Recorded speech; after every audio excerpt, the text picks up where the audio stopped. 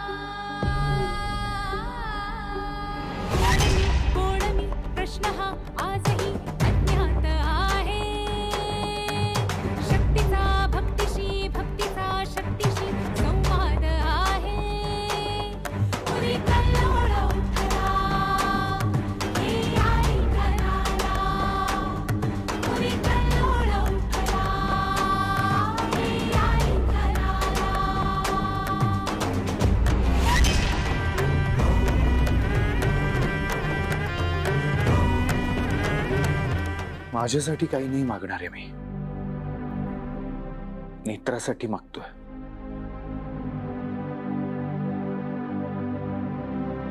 ती तुला खूप मानते, ती इथे नाहीये तरी तिने मला तुझ्या फोटो समोर दिवा लावायला लावला। मला तर माहितीही नाही तू आहेस की नाही, पण जर असशील तर नेत्राची काळजी घे। मधल्यामध्ये अडकली येते बिचारी, तिला अजून त्रास नको होऊन देऊस।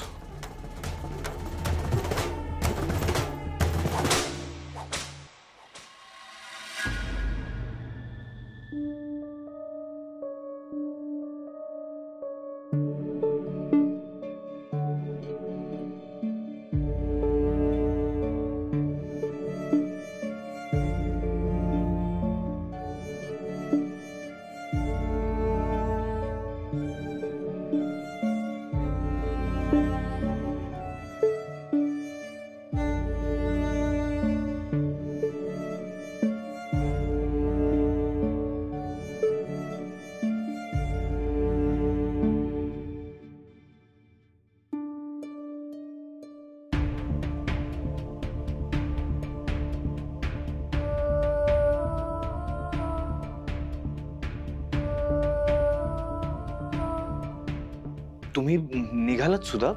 हो, मला एका ट्रॅफिक डीसीपीला भेटायला जायचंय कामानिमित्त। तू इथे काय करतोयस? काही नाही, सहज।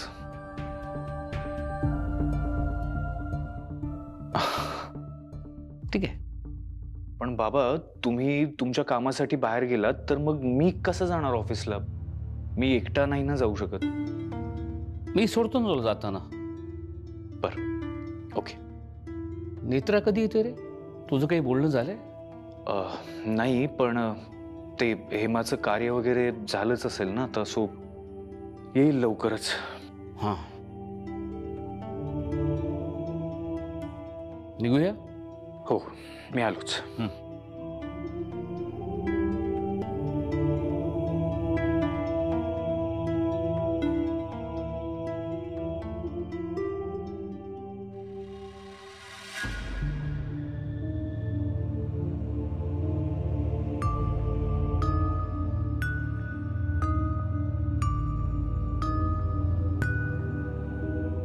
नेत्रा, घरातलं कोणतंच कर्तव्य पार पाडण्यामध्ये तू कधीच मागे राहिली नाहीस. मला असं वाटतं की आता तू राजाध्यक्षांकडे जायला हवंस. तुझं ते कर्तव्य तुझी वाट पाहते. आई, नेत्र काहीही बोलू नकोस. मला ठाऊक आहे तू काय बोलणार आहेस. माझी समजूत नको काढूस तू आता. सुनबाई, अगं नेत्रा काय म्हणते ते आपण ऐकून तरी घेऊया ना. आबाओ, आतापर्यंत तेच करत आलीये मी. माझं ऐकलं असतं, या सगळ्यापासून कुठेतरी लांब निघून गेलो असतो ना, तर हा दिवस आपल्या नशिबातच आला नसता. सुनबाई, आता काय बोलणार आहात तुम्ही? तुमची देवी आई बघून घे. बघते ना बा, तुमची देवी आई माझ्याला फक्त अंत बघते. आई ऐक ना, तू रागवू नकोस. का रागवेन? सांग ना नेत्रा, का रागवे? आधीच्या 6 मुली गेल्या माझ्या, आता हेमा. तू आहेस पण तूही अशी लांब निघून चालली आहेस. का रागवेन ना? मला तर माझी मुलं लांब जाण्याची सवयच आहे. आई काय बोलतेस तू? एकदा आम्ही काय बोलतो ते एकदा समजून तर घे. नेत्रा, नको समजवस मला. बाहेरच्यांसाठी स्वतःचा जीव धोक्यात घालत आली असतो, पण स्वतःच्या आईचं मन नाही ओळखता आलं ग तुला नेत्रा. आबा, मी आतला आवरते. हे बघ सुनबाई,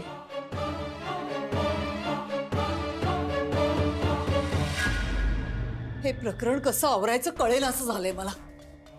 पण ती असं कसं वागू शकतो? ही सगळी चूक आहे ना तुझी आहे. तू उगाच त्या गद्दारावर विश्वास ठेवलास. मला एक कळत नाही बायको, नात्यापेक्षा पैसा मोठा होता ना तुझ्यासाठी.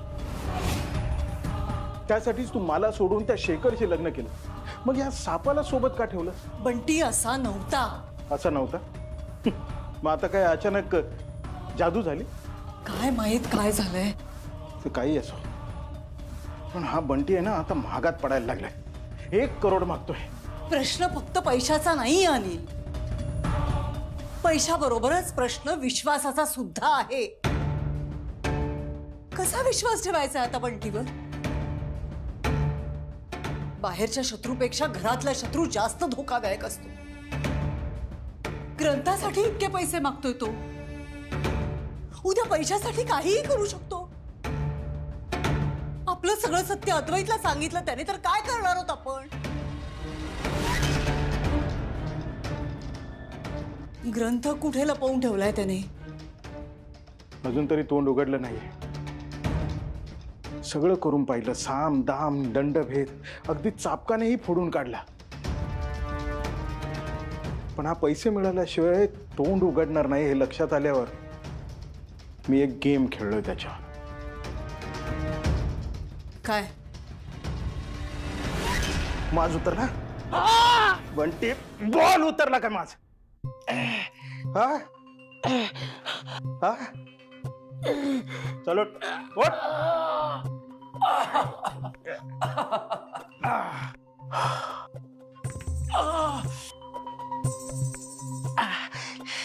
कशाला उगाच खोळ्यासारखा वागतोय यार?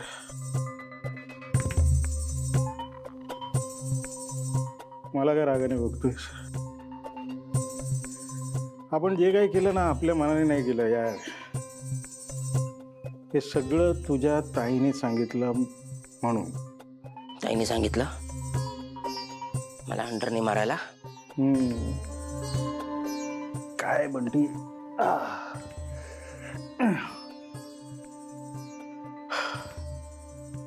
कसं आहे ना बंटी, तू किती डोक्यात गेलास ना तरी तशी आपली दुश्मनी नाही आहे ना. अरे काही झालंस तरी तू माझा मेहुणी आहेस, तोही एकुलता एक. पण एक सांगू, तू हे सारखं ताई ताई करतोस ना, त्याच ताईने तुझा गेम वाजवायला सांगितला. खल्लास करा म्हणाली. पण आपण विचार केला 1 करोडसाठी, एवढ्या चिंदी किमतीसाठी आपण बंटीला मारायचं म्हणजे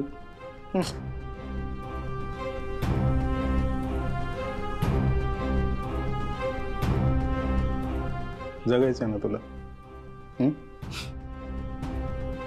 चल एक चान्स देतो. उद्या सकाळपर्यंत तो ग्रंथ आणून दे. दिलास तर ठीक, नाही दिलास तर तुझ्या ताईचा आदेश तुला माहिती आहे. 1 करोडसाठी ताईने माझा जीव घ्यायला सांगितलं तुला.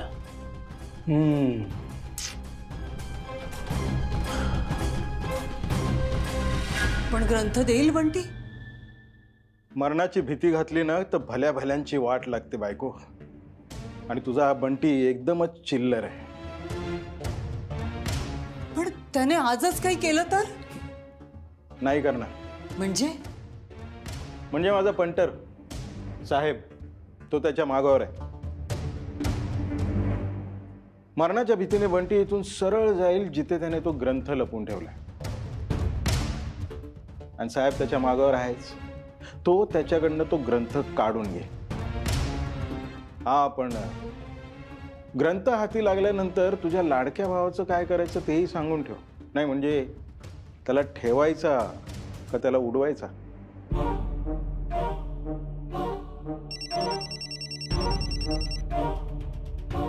हा साहेब बोल. काय त्याच्याचकडे? ठीक आहे, तू त्याच्या मागावर राहा, मी आलोच. काय झालं? ग्रंथ बंटीकडेच आहे आणि तो घेऊन बाहेर निघालाय. मी त्याच्या मागावर जाऊन त्याला धरतो, तू घरी जा.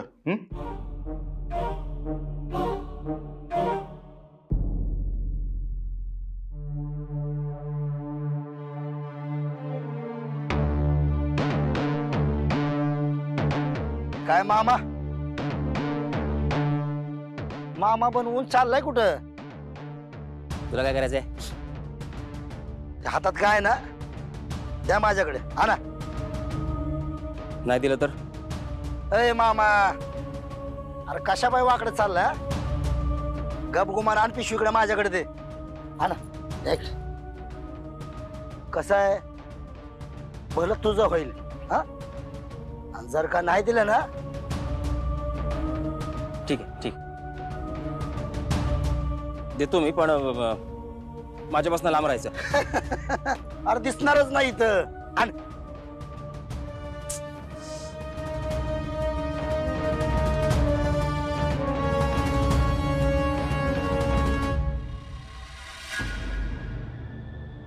मामा असं हुशार वागायचं. हा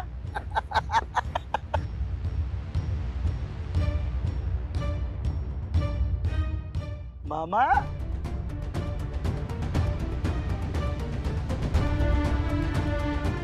ए मामा,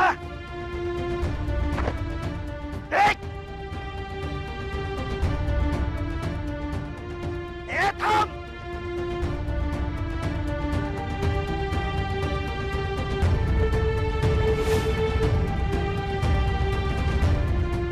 हॅलो बॉस, तो पळत पळत पुढे गेला टिळक चौकाकडे. मी त्याच्या मागावरती आहे. हा बॉस.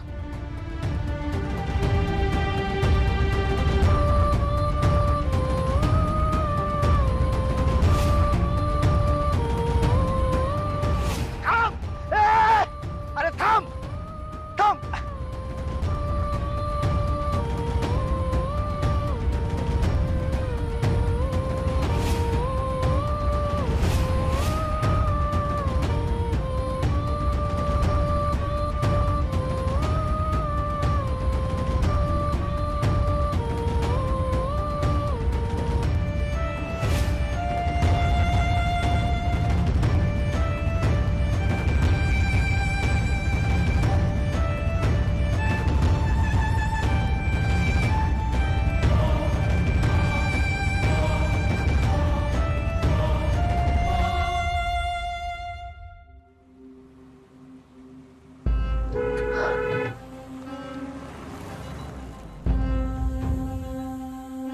कुठे गेला तो चिंतीचो?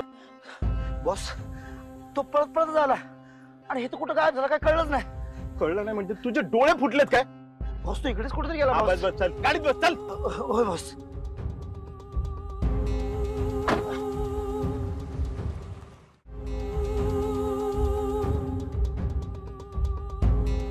हा अनिल, घेतलात ना ग्रंथ बंटीकडून?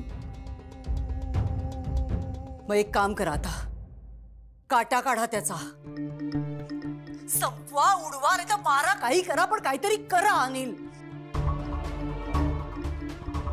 हॅलो, बोलत का नाही आहात तुम्ही अनिल? निसटला तो बंटी, निसटला. जाम शोधला पण तो ग्रंथ घेऊन कुठे गायब झालं काहीच कळलं नाही. काय काय बोलू तुम्हाला मी आता? तू काही बोलू नकोस. आता आता मी काय बोलतोय ना ते ऐक बायको. कारण या बंटीपेक्षा मी जे बोलणार आहे ना तो मॅटर जास्त सिरियस आहे. काय झालंय बायको? या बंटीला शोधत होता ना तेव्हा माझ्या कानात आहे ना त्या हेमाचा आवाज घुंघुमत होता. ते ग्रंथ वाचताना ती जे म्हणत होती ना मला ते ऐकू येत होतं बायको. बायको त्या हेमाने तू ग्रंथ वाचला म्हणून मेली ना ती. आपण तर त्या मंदिरातनं तो ग्रंथ चोरलाय. तू सांगितलं म्हणून केलं मी बायको. बायको याचा अर्थ आता हेमानंतर माझा नंबर लागणार, मी खपणार. हॅलो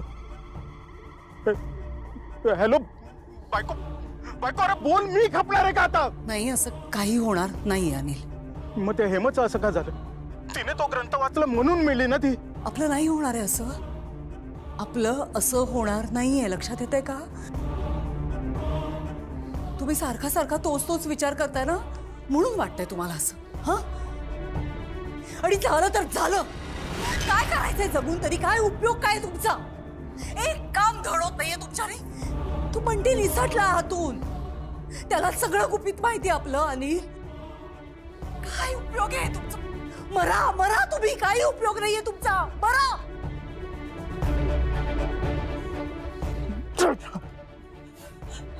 बॉस सापडला तो? नाही सापडला.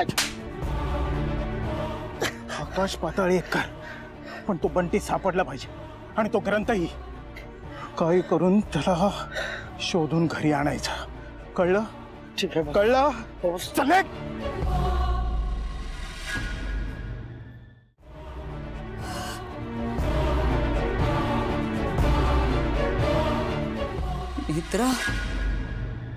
नेत्रा आणि देवीचा फोटो घरात आल्यापासून सगळी गडबड व्हायला लागली.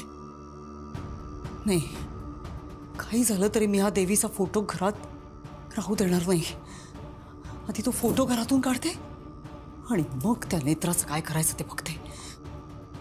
पण तो फोटो काढायलाच हवा घरातून. आणि काही झालं तरी मी तो काढणारच.